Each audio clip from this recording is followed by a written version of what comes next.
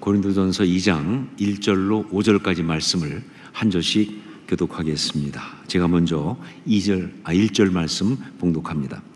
형제들아, 내가 너희에게 나아가 하나님의 증거를 전할 때에 말과 지혜의 아름다운 것으로 아니하였나니 내가 너희 중에서 예수 그리스도와 그가 십자가에 못 박히신 것 외에는 아무것도 알지 아니하기로 작정하였습니다. 내가 너희 가운데 거할 때에 약하고 두려워하고 심히 떨었노라.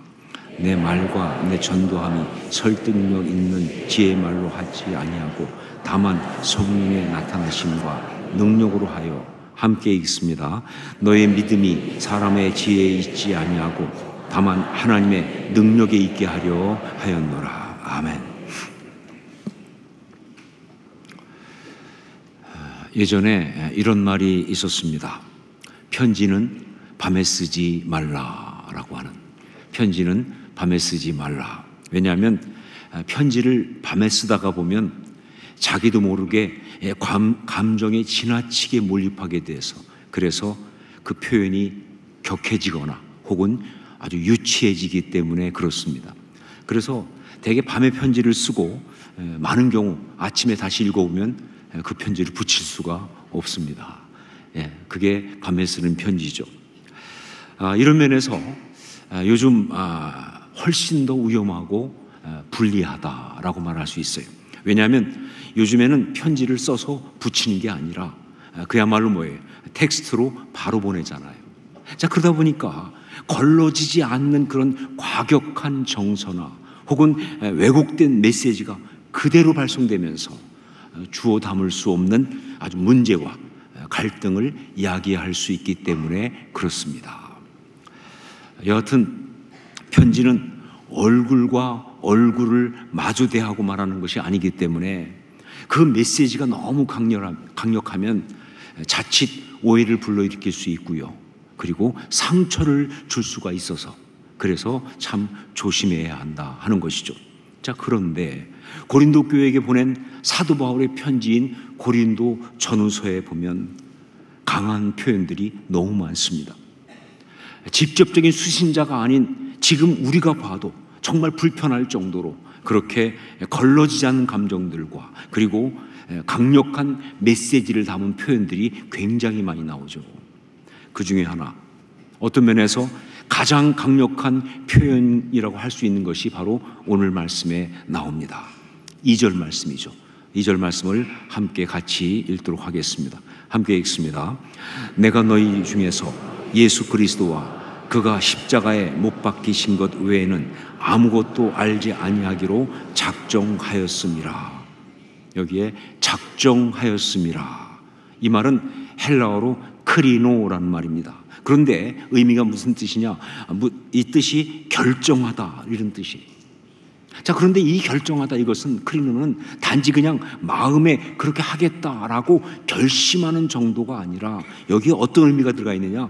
법정으로 가다, 고소하다 라는 의미가 들어가 있는 거예요. 굉장히 강력한 말이죠. 고소하겠다는 겁니다. 이것 말고 다른 것들은 절대로 내가 용납할 수 없다는 거예요. 적당히 타협하거나 혹은 그럴 수 없다는 거예요. 정말 강력한 말이 바로 크리노라는 말이에요. 자, 그렇다면 바울 사도는 무엇을 그렇게 작정했습니까? 무엇을 그렇게 크리노 작정했습니까? 그것은 바로 예수 그리스도와 그가 십자가에 못 박히신 것 외에는 아무것도 알지 아니하기로 작정을 했다는 거예요. 예수 그리스도와 그가 십자가에 못 박힌 것 외에는 아무것도 알지 아니하기로 작정을 했다. 바울 사도는 지금 예수 그리스도와 그 십자가에 못 박히신 것, 이것을 그야말로 무지막지하게 강조하고 있는 거예요. 예수 그리스도와 그의 십자가에 못 박히신 것, 이것만을 강조하고 있는 거예요. 다른 건 필요 없다는 것입니다. 이것만 필요하다는 거예요. 이것뿐이라는 거예요.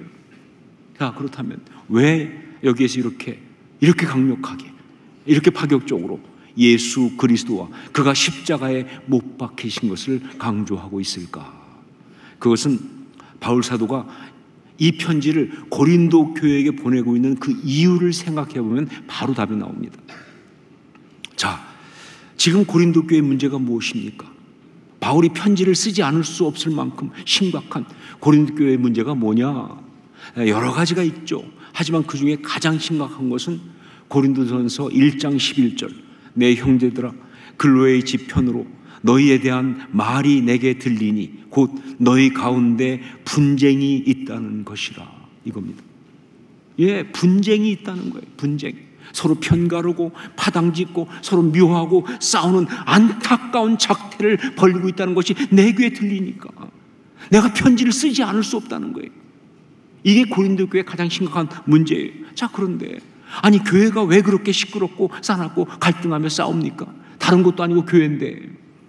여러분, 교회가 뭐예요? 예수 그리스도의 몸이잖아요.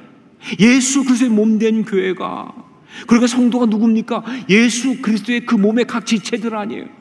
그런데 왜 그렇게 서로 싸우고 왜 이렇게 죽일 듯이 미워하고, 무슨 병 걸렸나요? 왜 그렇게 시끄럽고 왜 이렇게 서로 분쟁하고 있는가? 이유는 딱 한 가지예요. 이유는 뭐냐? 다들 스스로 너무 똑똑해서 그래요. 예, 다들 스스로 너무 똑똑해서, 다들 너무 잘나서 그래요. 자아가 살아설치고 자기 교만과 세상적 지식을 가지고 이게 옳다라고 주장하면서 다른 사람을 판단하고 다른 사람을 가르치고 비난하고 정죄하고 있으니까, 그러니까 교회가 이렇게 시끄러운 거예요. 이렇게 어려운 거예요. 한 번은 교회에서 막 성도들이 자기 주장을 내세우면서 막 그냥 서로 갈등하고 비난하고 막 싸우는 그런 추한 모습을 보이고 있으니까 그 중에 있던 한 성도님이 참지 못하고 한마디 하셨습니다. 다들 너무 잘났어, 정말. 예, 저는 이게 바로 요즘 아이들이 많이 하는 표현 그대로 뼈 때리는 한마디라고 생각해요. 이거 진짜 뼈 때리는 한마디죠. 다들 너무 잘났어, 정말. 그렇습니다. 공동체가 분쟁하고 시끄럽고 싸우고 그래서 추하고 안타깝고 그래서 정말 고통스러운 것은, 행복해야 될 것인데 고통스러운 것은 그게 교회든 그게 국가든 그게 가정이든 결국 한 가지 때문이에요. 예, 스스로 잘나서 인간적인 자기 주장이 너무 강하고 스스로 너무 똑똑하고 그야말로 교만이 충만해서 그래서 그런 것이다. 자, 그러면 이것이 왜 그렇게 공동체를 무너뜨리는가? 이것이 왜 그렇게 행복해야 될 그 공동체를 그렇게 고통스러운 것으로 바꾸고 마는가? 그 이유를 바울 사도는 오늘 말씀 첫 부분에서 아주 정확하게 이야기해 주고 있습니다. 우리 1절 말씀을 함께 읽겠습니다. 1절 같이 읽습니다. 형제들아, 내가 너희에게 나아가 하나님의 증거를 전할 때에 말과 지혜의 아름다운 것으로 아니하였나니, 말과 지혜의 아름다운 것으로 아니하였나니. 뭐 생각나는 거 없으세요? 말과 지혜의 아름다운 것, 이거 보면서 떠오르는 것이 혹시 없나요? 그렇죠. 선악과가 떠오르죠. 선악과. 창세기 3장 6절, 여자가 그 나무를 본즉 먹음직도 하고 보암직도 하고 지혜롭게 할 만큼 탐스럽기도 한 나무인지라. The tree of knowledge예요. 지식의 나무였습니다. 그게 선악과예요. 그걸 먹는 순간 눈이 밝아져서 스스로 하나님처럼 되어 선악을 판단하고 서로 정죄하면서, 예, 그 에덴 동산을 갖다가 정말 고통스러운 것을 바꾸고 마는 바로 그 죄악, 그것이 바로 지식의 나무예요. 그게 선악과예요. 자, 그래서 바울 사도는 아주 단호하게 내가 너희 중에서 예수 그리스도와 그가 십자가에 못 박히신 것 외에는 아무것도 알지 아니하기로 작정하였노라 라고 이야기하는 거예요. 왜냐하면요, 예, 인간의 말과 지혜의 아름다운 것, 이게 선악과라고 한다면, 인간의 말과 지혜의 아름다운 것, 이게 선악과라고 한다면 예수 그리스도와 그가 십자가에 못 박히신 것, 이건 뭐예요? 생명나무니까. 이 두 가지의 싸움이거든요. 이건 바로 생명나무니까. 그래서 이렇게 말하는 거예요. 창세기 3장 24절 말씀을 한번 같이 읽도록 하겠습니다. 함께 읽습니다. 이같이 하나님이 그 사람을 쫓아내시고 에덴 동산 동쪽에 그룹들과 두루 도는 불칼을 두어 생명나무의 길을 지키게 하시니라. 인간이 선악과를 따먹는 그런 선택, 즉 그 죄를 지으면서 인간에겐 굉장히 많은 여러 가지 고통스러운 결과가 왔는데, 그 중에 가장 심각한 게 뭐냐? 창세기 3장의 마지막에 나오는 이야기가 바로 뭐냐? 인간이 생명나무에 다다를 수 있는 가능성이 사라졌다는 사실이, 인간이 생명나무에 다다를 수 있는 가능성이 사라졌다. 생명나무 열매를 먹어야 그래야 우리가 살 수 있는데, 그 생명나무에 가는 길이 봉쇄되면서 인간의 힘으로는 그 죄와 사망의 한계를 뛰어넘어서 그 생명나무에 갈 수 없게 되었다는 거예요. 이것이 바로 원죄예요. 이것이 바로 이 땅 가운데 그렇게 여전히 고통과 아픔과 갈등과 싸움과 실패와 절망과 이 온갖 허무가 가득한 이유가 되는 거예요. 왜 그렇게 못 벗어납니까? 거기에서 생명나무에 다다를 수가 없으니까, 그 길이 봉쇄됐으니까. 이게 정말 고통스러운 죄의 역사인 거예요. 자, 그런데 그 길을 열어놓으신 분이 계세요. 그 길을 열어놓으신 분이 계시다. 누구예요? 예수 그리스도. 우리를 구원하기 위해서 육신을 입고 이 땅에 오신 하나님이신 예수 그리스도께서 십자가에 달려 돌아가시면서 우리의 죄값을 대신 갚으시고 3일 만에 죽음 가운데 부활하시면서 생명나무로 가는 그 막힌 길을 열어두신 거예요. 이게 복음이에요. 이게 바로 우리가 믿는 모든 겁니다. 사실은 이것이 우리를 살리는 역사예요. 이것이. 제가 미국에서 목회할 때 한 번은 그 일리노이 대학교, 유니버시티 오브 일리노이가 있는 그 대학교가 있는 어바나 샴페인이라는 곳에 집회를 간 적이 있었습니다. 거기는 대학생들이, 유학생들이 많이 모이는 그런 교회죠. 그런데 첫날 제가 집회를 끝내고 그리고 이제 밖에 나가서 성도들 나가면서 인사를 쭉 하는데, 그때 한 자매가 저한테 오더니 자기를 소개하면서 연세대학교 철학과의 박순영 교수의 딸이다라고 인사를 하는 거예요. 제가 깜짝 놀랐어요. 그래서 아니 어떻게 된 것이냐, 너무 반가워서 그랬더니 자기가 결혼을 해가지고 남편이 여기 그 일리노이 대학의 박사과정에 오게 돼서 그래서 자기도 같이 와서 이 교회를 지금 나온다고 그러면서 하는 이야기가, 자기가 지난주에 광고를 보니까 이번 주에 집회가 있다고 하면서 강사 소개를 하는데 거기에 연세대학교 철학과 이렇게 나오니까 너무 반갑기도 하고 궁금하기도 해서 자기 아버지한테 한국으로 전화를 한 거예요. 그래가지고 유진소 목사라는 분이 오는데 아시냐 그랬더니 아버지가 제 이름을 기억하더라는 거예요. 제가 공부를 잘해서 기억하는 게 아니고 그럴 수밖에 없죠. 왜냐하면 제가 그 학교 들어갔을 때 박순영 교수님도 그 학교에 처음 오신 첫 번 연도예요. 첫 번 교수로 오신 거예요.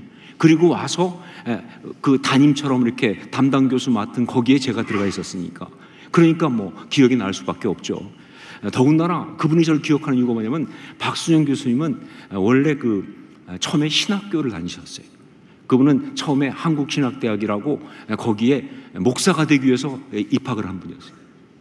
그런데 공부하면서 이제 자기가 또 좀 더 공부하고 싶어서 그 다음에 연세대학교 철학과로 석사를 왔고, 그 석사 마친 다음에 독일의 보쿰에 가서 박사하고 다시 와서 연대 철학과에서 가르치게 된 그런 분이에요. 그러다 보니까 제가 철학과에 간 이유가 신학교 가려고 간 거잖아요. 그런 제 얘기를 들으면서 굉장히 관심을 갖더라고요. 그래서 기억하는 거예요. 자, 그런데 그때 그 자매가 자기 아버지가 제게 전하라고 한 말이라고 하면서 전해준 이야기가 정말 저한테는 귀한 메시지였습니다. 나는 신학에서 철학으로 갔고 유진소 목사님은 철학에서 신학으로 갔는데 유진소 목사님의 길이 맞는 것 같습니다. 라는 메시지였어요. 유진소 목사님의 길이 맞는 것 같습니다. 정말 지금까지도 제 가슴을 울리는 하나님의 컨폼, 하나님의 메시지였습니다. 왜냐하면 저는 그 순간 박수정 교수님이 무슨 뜻으로 그 말씀을 하셨는지를 너무 잘 알 수 있었으니까. 그게 절대로 뭐 철학 교수보다는 목사가 낫다, 뭐 혹은 그게 맞다 이런 얘기가 아니에요. 예, 그런 말이 아니라 참 생명의 길이 어떤 것인지를 자기의 삶을 걸고 말씀하신 저의 옛 스승의 마지막 가르침이었어요. 평생 철학을 했는데 자기의 삶을 걸고 얘기하는 거예요. 아니, 참 생명의 길은 여기가 아니고 거기다. 그렇습니다. 인간의 지식, 인간의 지혜, 그건 결코 사망의 한계를 이기지 못합니다. 아무리 기가 막힌 그런 지식을 갖고 노력해도 절대로 사망의 한계를 이기지 못합니다. 그것은 이기심과 욕심과 교만이라고 하는 죄의 굴레를 절대 벗어날 수가 없는 거예요. 오직 예수 그리스도와 그의 십자가만이 사망을 이기고 생명으로 나아갈 수 있습니다. 오직 예수 그리스도와 그의 십자가만이 사망을 이기고 생명으로 나아갈 수가 있는 거예요. 그러므로 우리가 신앙인이라고 한다면 우리는 예수 그리스도와 그의 십자가에 못 박히신 것 외에는 아무것도 알지 아니하기로 작정을 해야 하는 겁니다. 이게 진짜 신앙의 길이에요. 신앙생활 한다면서 자꾸 딴 데 기웃거리지 말고 오직 이거 예수 그리스도와 그가 십자가에 못 박히신 것 외에는 아무것도 알지 아니하기로 작정하는 이게 정말 옳은 것이다. 이게 맞는 것이다. 우리 교회가 참된 교회가 되려면 우리 교회는 다른 게 필요 없어요. 오직 예수 그리스도와 그 십자가만 선포되어야 합니다. 예, 십자가 복음만이 이 교회를 꽉 채워야 그게 진짜 아름다운 교회예요. 그리고 우리 가정이 진정으로 아름다운 하나님의 가정이 되려면 뭐 가정이니까 별도가 아니라 진짜 우리 가정이 진정으로 아름다운 하나님의 가정이 되려면 예, 그 가정 가운데 예수 그리스도와 그 십자가 은혜가 가득해야 돼. 그것이 가정의 모든 사람들의 가슴속에 가득하고 그것이 가정을 온전히 다스려야 하는 거예요. 우스운 이야기 하나 할까요?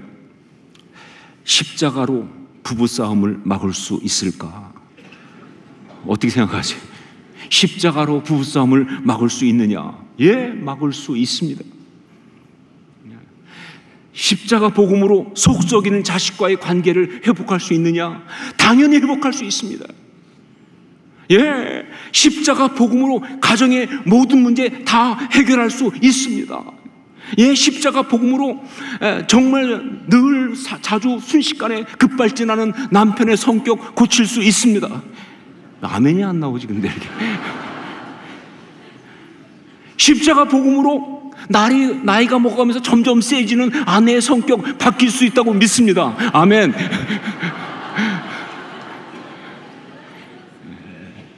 십자가 복음으로 자녀의 방황 바로잡을 수 있습니다. 십자가 복음으로 원치 않는 갈등들 다 사라지게 만들 수 있어요, 가정 가운데. 왜냐하면 십자가 복음은 생명나무 열매를 먹는 것이기 때문에 선악과가 아니고, 여러분 이 둘은요 그냥 둘 중에 하나예요. 뭐 둘 다 아닌 것은 없어요. 생명나무 열매를 먹으면 선악과를 안 먹는 거고요, 선악과를 먹으면 생명나무 열매를 못 먹는 거예요. 가정 가운데 있는 모든 갈등과 어려움은 다 어디서 와요? 선악과에서 오거든요. 그런데 십자가의 복음은 생명나무 열매를 먹는 거니까 모든 문제를 해결하신다는 거죠. 자, 그러므로 우리가 지금 우리나라 많이 어려운데 이 나라를 살리는 길은 어떤 정치적인 구호를 외치는 것, 그런 것이 아니라 오직 예수 그리스도와 그가 십자가에 못 박히신 것만을 광장이 아니라 우리의 삶과 우리 신앙으로 선포해야 하는 거예요. 이게 답이에요. 이게 이 나라를 살리시는 길이에요.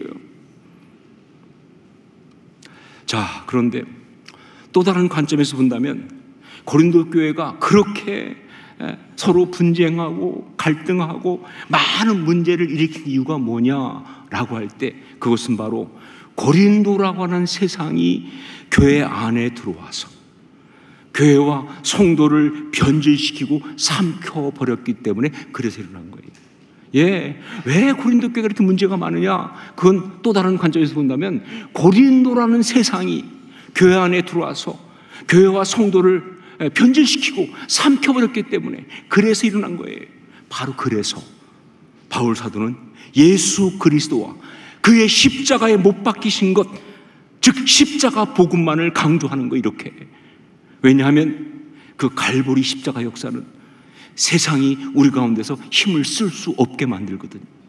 그 갈보리 십자가는요, 세상이 우리를 변질시키고 망가뜨릴 수 없게 만드는, 우리 공동체를 파괴할 수 없게 만드는 그런 능력이기 때문에 그래서 이야기하는 거예요.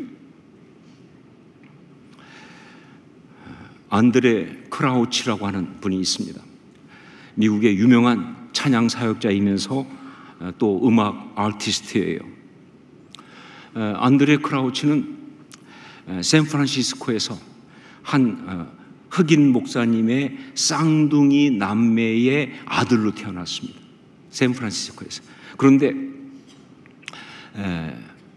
그 처음에 태어날 때 그때 아버지는 목회를 한 게 아니라 세탁소를 했었습니다.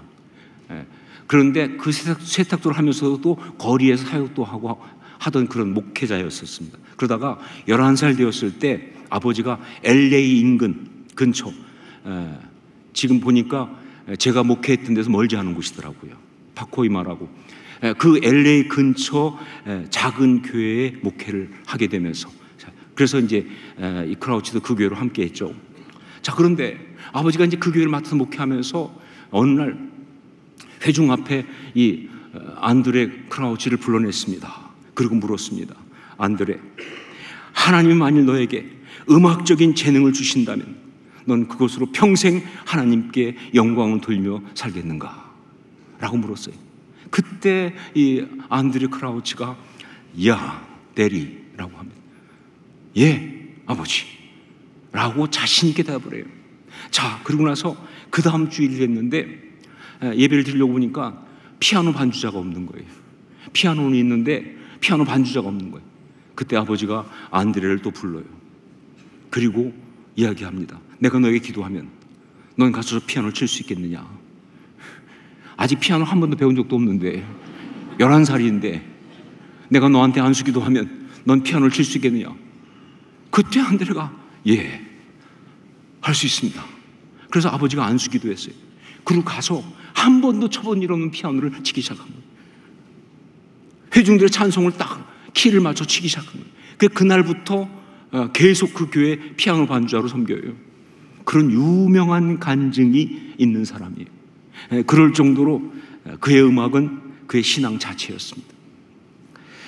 그는 굉장히 이 미국의 교회사 혹은 찬양 음악 역사에서 중요한 역할을 했는데, 그게 뭐냐, 미국의 찬양의 어떤 그런 여러 가지 원천들 중에 아주 중요한 원천이 소위 니그로 스피리추얼이라고 하는 흑인 영가입니다.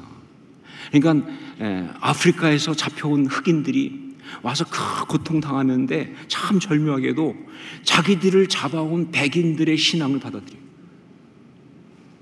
그러면서 오히려 그 백인들은 잘못됐는데 그 가운데 그 신앙으로 정말 순수하고 고난 때문에 그렇죠. 아름다운 신앙의 모습을 보이면서 그들이 노래하고 찬양하고 그렇게 했던 그것이 바로 니그로 스피리추얼이잖아요. 굉장히 중요한 미국의 이 찬양의 어떤 그런 원천과 같은 거예요. 자, 그런데 이 니그로 스피리추얼이 교회로 이어지지 않습니다. 흑인 해방되고 나서, 노예 해방되고 나서 그러다 보니까 이게 교회로 들어온 것이 아니라 세상으로 나갔어요. 그래서 블루스, 재즈, 소울 이런 일반 음악들로 다 간 거예요. 정작 교회에는 그게 이어지지 않고 있는 상황이었는데, 그런데 바로 이것을 교회 안에 찬양으로 다시 살린 사람이 안드레 크라우치. 그 첫 번 출발인 유명한 찬양이 1971년에 그가 발표했던 My Tribute라고 하는 나의 찬미라고 하는 찬양입니다. 안드레 크라우치는 찬양만 열심히 한 것이 아니라 일반 음악 부분까지 사역을 확대했는데, 그 유명한 것이 칼라 퍼플이라고 하는 그 스필버그 감독이 만든 그 영화에서 주제 음악을 만들었어요. 성가대가 부르고 하는 주제 음악.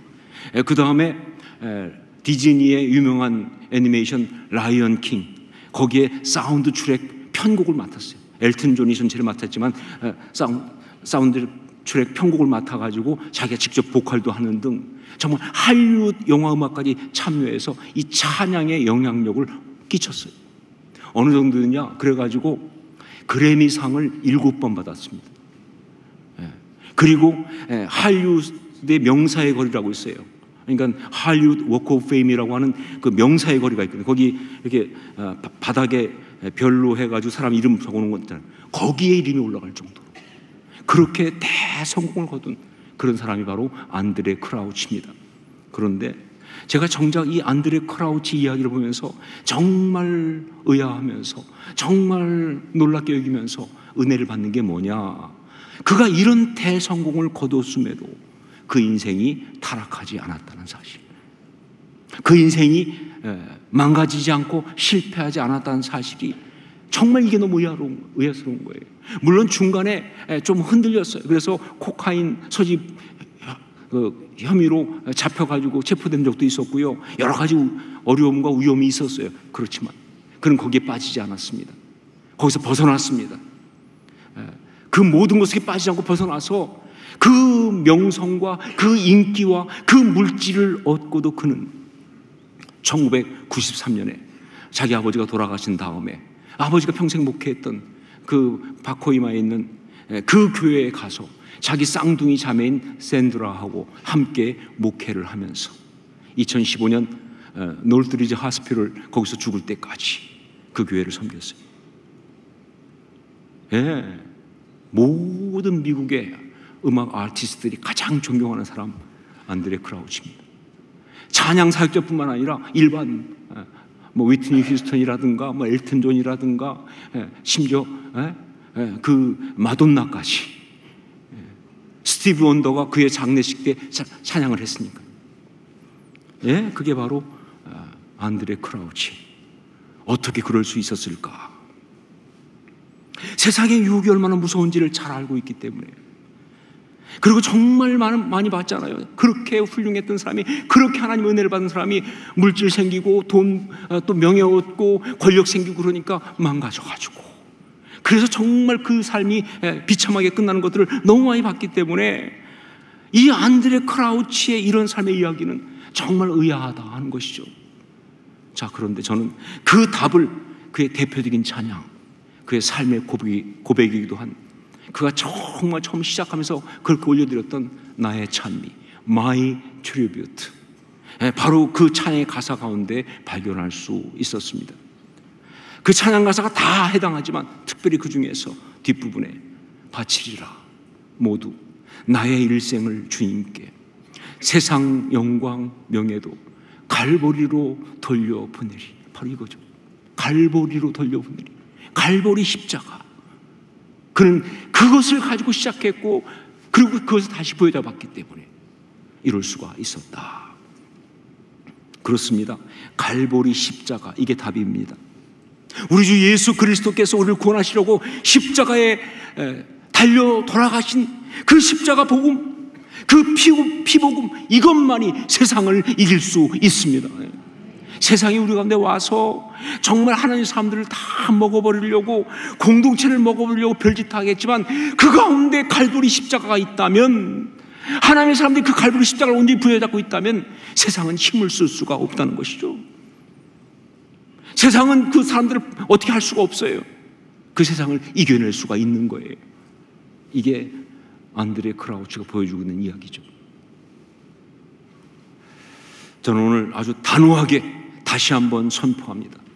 우리 주 예수 그리스도와 그가 십자가에 못 박히신 것 외에는 아무것도 알지 않기로 작정합니다. 예수 그리스도와 그가 십자가에 못 박히신 것 외에는 아무것도 알지 않기로 작정한다는 것이죠. 이게 저의 고백이에요. 저의 결단이에요. 우리 교회는 오직 예수 그리스도와 그 십자가 복음만을 선포하며 그 안에 온전히 서 있을 것을 믿음으로 선포합니다. 우리 교회는 그래야 돼요.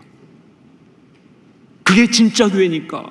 다른 것들은 절대, 특별히 인간적인 세상적인 지혜와 그런 주장들은 우리 이 공동체 가운데 발을 붙이지 못하게, 그것들이 정말 힘을 쓸 수 없게, 우리가 언제나 예수 그리스도와 그 십자가 복음만을 붙들겠다고 하는 크리노 작정을 하는 겁니다. 크리노 작정 결단하는 겁니다. 이것이 오늘의 메시지입니다. 이것이 저의 고백입니다. 이것이 우리의 결단입니다. 기도하겠습니다.